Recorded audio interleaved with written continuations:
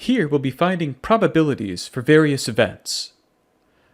Part A asks us to find the probability of flipping a heads on a standard fair coin. First, let's list the outcomes that are possible when flipping a coin. There are only two. You could flip heads, or you could flip tails. Now, flipping heads would match the condition. Let's box that in green. So we can see there is one outcome that matches the condition, but a total of two outcomes. To have Excel calculate this for us, let's make some space here in row 3 and label it the number of matches. There's one match. And now we'll list the total number of outcomes. There are two possible outcomes. So to find the probability of landing a heads, we say equals the number of matches to the condition divided by the number of outcomes. When we press enter, Excel will calculate the probability for us at 0.5. For part B, we are asked the probability of rolling a 6 on one die. Again, let's list the outcomes. The outcomes are rolling 1, 2, 3, 4, 5, and 6, giving us a total of 6 outcomes. However, only one of those will match the condition. We only want to roll 6. So we can say there is one match. So once again, let's enter the data into Excel. We'll enter our matches first. There's still one match. The number of outcomes is a total of 6.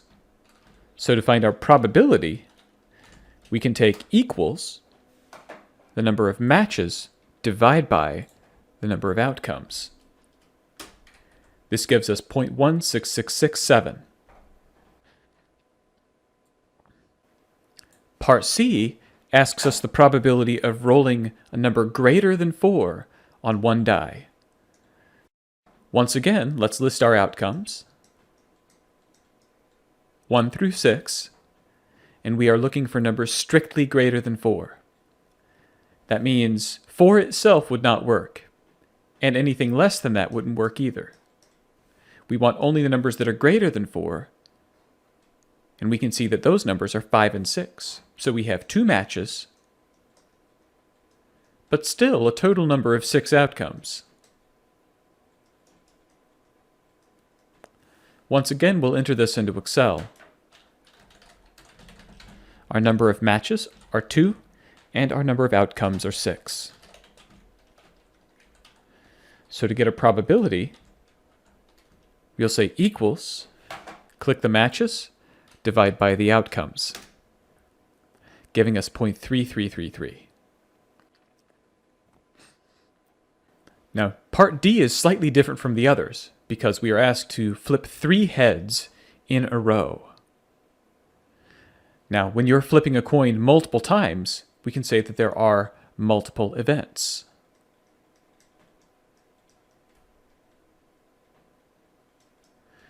A single event would be flipping the coin once.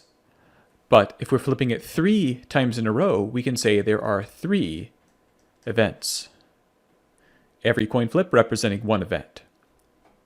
Now our outcomes are still the same as before as with a coin. Heads or tails.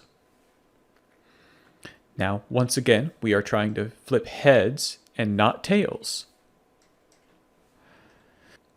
We can say that there are still 2 outcomes, heads or tails, but only one of them matches the description.